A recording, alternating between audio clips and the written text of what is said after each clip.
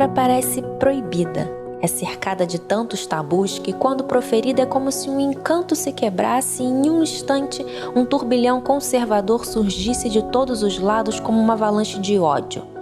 Um ódio que, em público, tem orgulho de si, mas longe da farsa da vida pública, no cotidiano.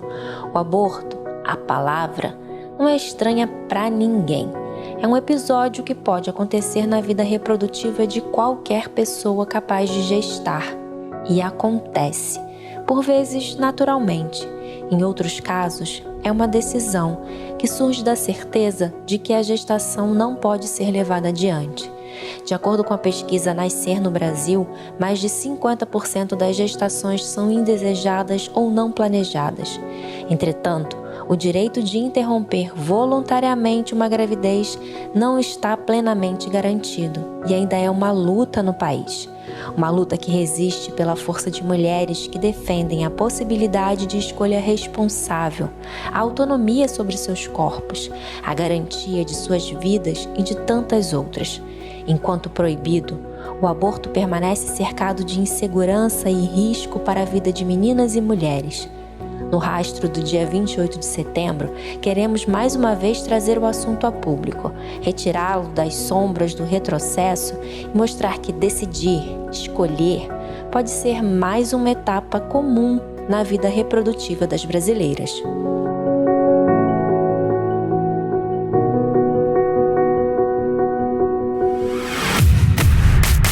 Campanha nem presa,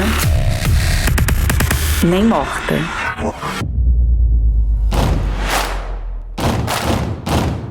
Olá, eu sou Viviane Nascimento e esse é o podcast Futuro do Cuidado, uma ação da campanha Nem Presa Nem Morta pela descriminalização e legalização do aborto no Brasil. A interrupção voluntária da gestação ainda é um assunto evitado por muitas pessoas. Nossa proposta aqui é tratar abertamente desse tema, deixar a hipocrisia de lado e perguntar: para você, esse é um assunto tranquilo? Você acha que alguém que não deseja ser mãe merece a morte ou o encarceramento? Você não acha que já passou da hora de superarmos o simplismo de reduzir a certa ou errada, uma questão que não é de opinião, mas que faz parte da realidade de pessoas com capacidade de gestar, que se liga à saúde pública e aos direitos humanos?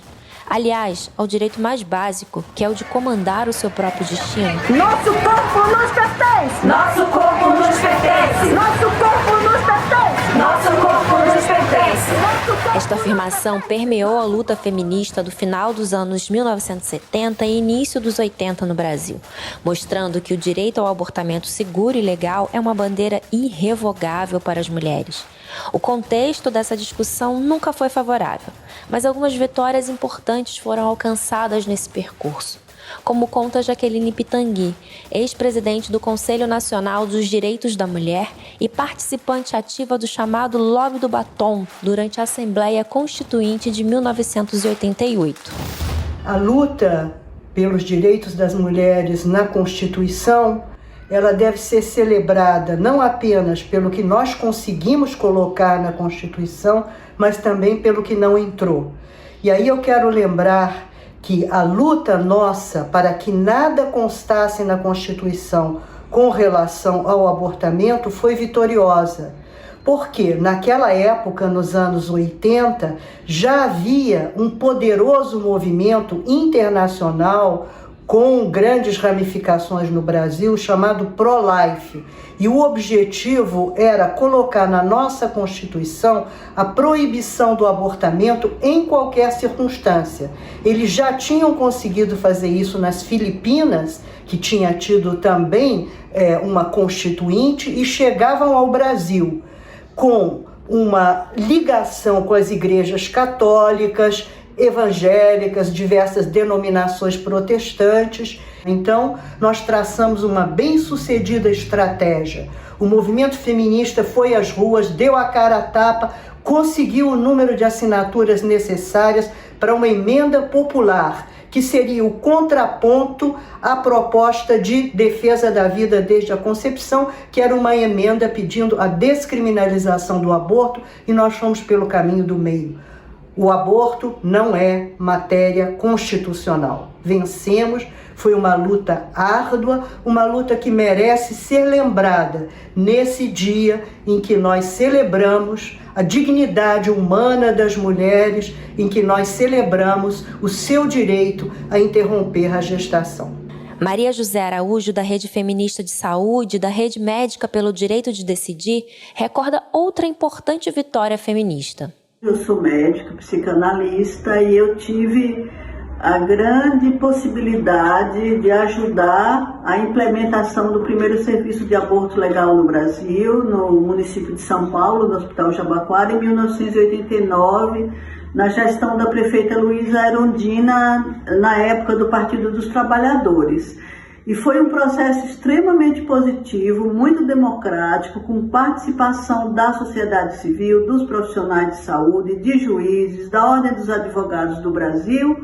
E a implantação do serviço do aborto legal nesse hospital, para mim, ele permitiu uma coisa extremamente importante: ser modelo para outros serviços que foram criados no Brasil, em outros estados, em outros municípios, e também demonstrar que aquele medo, aquele pânico que muitas vezes os profissionais de saúde têm de serem punidos ou presos ou de infringirem a lei quando realizam o serviço de aborto legal, nunca existiu. Há 81 anos, a legislação brasileira permite a interrupção da gestação em 2 circunstâncias: caso seja a única maneira de salvar a vida da gestante e caso a gravidez seja em decorrência de um estupro. Há uma terceira condição permitida, quando o feto tem anencefalia, uma malformação incompatível com a vida extrauterina. As 2 primeiras possibilidades constam do Código Penal de 1940. A terceira é resultado da luta das mulheres. A autorização para abortos de fetos anencefálicos foi uma batalha jurídica que durou anos no Supremo Tribunal Federal e se tornou especialmente cruel para a agricultora Severina Ferreira. Em 2004, o STF suspendeu uma então recente liminar que autorizava a interrupção de gestações de fetos com essa condição. Severina, aos 4 meses de gravidez, já estava internada para realizar o procedimento quando o tribunal tomou a decisão. Eu fiquei lá na quarta para tirar na quinta-feira. Quando foi na quinta-feira de manhã, parece que foi o jornal que chegou e disse que não podia mais. Não era mais liberar, tirar. O documentário Uma História Severina, dirigido por Débora Diniz e Eliane Brum, de onde esse relato foi extraído, conta o sofrimento da agricultora e sua família. Seu marido, Rosivaldo, relata o estado do feto. A ultrassom dá para se ver tranquilamente que não tem essa parte da cabeça assim para cima assim. Tem assim. Que ele disse que esse daqui foi mais que ele tirou da barriga normal, né? Que isso aqui é a criança. Essa bolinha é a cabeça, aqui era a boca que ela disse, ela explicou, aqui o nariz e aqui o olho. Então a cabeça dele, para ele ser completo, vinha por aqui, é onde ele não tem. Onde ele não tem a parte do crânio. Ela precisou peregrinar por órgãos públicos, sendo obrigada a carregar por 7 meses um feto que se sabia há muito que não tinha chances de sobrevivência. Quando foi de manhã, aí o doutor Robson chegou e disse: e aí, tá pronta mesmo? Você quer fazer o aborto? Quero. Aí ele saiu, disse: aqui porque eu chego para fazer seu remédio. Na mesma hora ele saiu e disse: mas Severina, deu tudo errado. Deu água abaixo agora. Disse: por quê? Disse: o juiz não libera mais de maneira alguma. Eu disse: mas doutor, ele disse: é. Aí ele disse: você tem que passar para procurar uma delegacia das mulheres, para depois ir para a juíza, para ela autorizar, assinar para poder fazer. Que nenhum hospital não é autorizado a fazer esse tipo de aborto. Quando a autorização finalmente foi concedida pela Justiça de Pernambuco, Severina ainda enfrentou mais de 30 horas de trabalho de um parto induzido. A dor física e emocional poderia ter sido evitada se sua vontade tivesse sido respeitada e o procedimento realizado no tempo certo. Não precisava ser assim. É triste, eu penso. Tem noite assim que eu perdo o sono pensando. Porque um filho é tudo que a pessoa tem, é felicidade da vida da pessoa, mas O caso de Severina é um símbolo da necessidade de persistência e vigilância na garantia de direitos. Depois da suspensão da liminar que afetou diretamente a agricultora pernambucana, o STF demorou 8 anos para concluir o assunto. Foi apenas em 2012 que o tribunal formou maioria e, mesmo sem citá-la, reconheceu o que aconteceu com Severina e tantas outras mulheres. Nas palavras do ministro Luiz Fux, impedir a interrupção da gravidez sob ameaça penal equivale a tortura. Nós sabemos, ministro, e ninguém merece passar por isso. A criminalização do aborto produz e reforça o estigma e a discriminação contra as mulheres. O estigma do aborto faz com que os efeitos da criminalização excedam a ameaça da punição. O medo provocado às mulheres e, secundariamente, aos profissionais de saúde gera barreiras ao acesso a serviços de saúde reprodutiva, mesmo nas hipóteses legais em que o aborto já é permitido. O Estado abandona e vulnerabiliza mulheres à marginalização quando decide que um evento comum da vida reprodutiva será tema de cadeia, quando se rende aos efeitos do estigma, permitindo a discriminação ou a injustiça. A fala que acabamos de ouvir é da doutora em antropologia Lia Zanotta, durante a audiência pública que discutiu a arguição de descumprimento de preceito fundamental 442. A ação questiona a manutenção dos artigos 124 e 128 do Código Penal, que criminalizam a interrupção voluntária da gravidez. Um código que, como já vimos, data de 1940 e é arcaico ao privar pessoas com útero de dignidade, cidadania, igualdade, liberdade. Durante a audiência pública, Tânia Lago, do Centro Brasileiro de Análise e Planejamento, fez questão de deixar evidente que a proibição mata, mesmo que as estatísticas sejam falhas em mostrar este dado. Com muita frequência, a morte ocorrida por aborto inseguro acontecerá num pronto-socorro. O pronto-socorro é, em geral, o ambiente mais hostil de uma unidade de saúde. É difícil que o profissional busque saber se ali há um aborto provocado ou induzido, seja por causa deste clima de tensão, seja porque o aborto é ilegal e ele não quer provocar a mulher para que ela confesse ter feito um ato ilegal, seja porque a própria mulher não se sentirá suficientemente acolhida e segura para contar que isso aconteceu. Começa aí a subnotificação da morte por aborto. Uma mortalidade que tem recorte de classe e de raça, como lembrou a defensora pública Lívia Cáceres na mesma audiência pública. Os dispositivos que criminalizam o aborto integram um conjunto de fenômenos ligados à estrutura social brasileira, em que raça e sistema penal se constituem mutuamente e determinam as vidas dignas de se proteger e aquelas que se pode deixar morrer. Para as mulheres negras brasileiras, esse sempre foi um debate de vida e morte. Não custa lembrar que durante o período em que a população negra brasileira foi submetida aos crimes de escravidão praticados pelo Estado, o aborto foi utilizado como uma forma de resistência. A ideia de maternidade compulsória, por exemplo, não é adequada para refletir a condição das mulheres negras, principalmente as escravizadas, nesse período histórico. Num contexto em que a vida cotidiana era definida pelo abuso sexual, açoites, trabalho forçado, a escolha de induzir um aborto representou para muitas mulheres negras a recusa em submeter um filho à mesma cruel condição. Na realidade contemporânea, essas mulheres permanecem protagonistas em matéria de negação de humanidade pela sociedade e pelo Estado. Como é fácil perceber nos trechos que acabamos de ouvir, nosso discurso é embasado na ciência e na vivência daquelas e daqueles que enfrentam cotidianamente as consequências da não implementação de uma política sexual e reprodutiva que permita informação de qualidade, cuidado qualificado e também das restrições impostas à nossa autonomia. O que nos motiva é a esperança de que é possível um mundo com mais equidade e justiça social. Uma crença que, infelizmente, anda em desuso no Brasil. É mentira! Não existe tanta morte que mulher no Brasil por causa do aborto, não. Que independe de como ele foi feito, é um negócio muito violento. Olha, estupro, mata. Estupro, tiro. Deixa eu dizer uma coisa, irmãos, é um sinal do céu. Não afronte poderoso. O trauma feito pelo estupro, ele deixa menos sequelas à mulher do que o trauma feito por um aborto.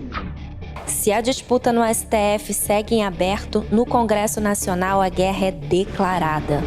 Os projetos que hoje tramitam na Câmara, no Senado, propõem direito à vida desde a concepção, aumento de pena para as mulheres que fizerem aborto, ou mesmo dificultam o acesso às informações sobre o aborto legal ou criminalizam profissionais.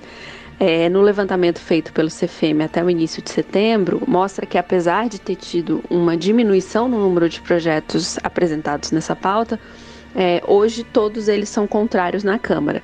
E no Senado a gente tem um único projeto de lei apresentado sobre o tema que pode ser considerado positivo, que é o PL 791 de 2021. Ele busca assegurar licença remunerada e retorno à função em caso de abortos espontâneos ou legais. Os outros todos significariam um retrocesso. Como nos mostrou Priscila Brito, assessora técnica do CFM, o barulho do retrocesso é grande. Por vezes, eles parecem mais fortes. Deixa a criança nascer, entrega um porrete de beisebol na mão dela e diz assim: você vai matar. As feministas começaram a dizer aí que nós temos que aprovar o aborto porque é uma questão de saúde pública. Isso é uma afronta. Sabe por que a mulher aborta? Todas elas, em primeira instância, porque tem um macho pressionando. É incrível esse negócio do chão. Mas a verdade é que nunca conseguiram nos parar ou nos calar.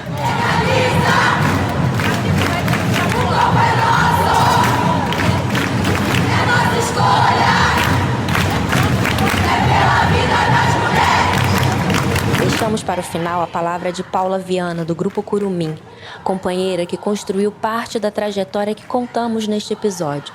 Um registro de que a força das mulheres, a nossa força, nos trouxe até aqui.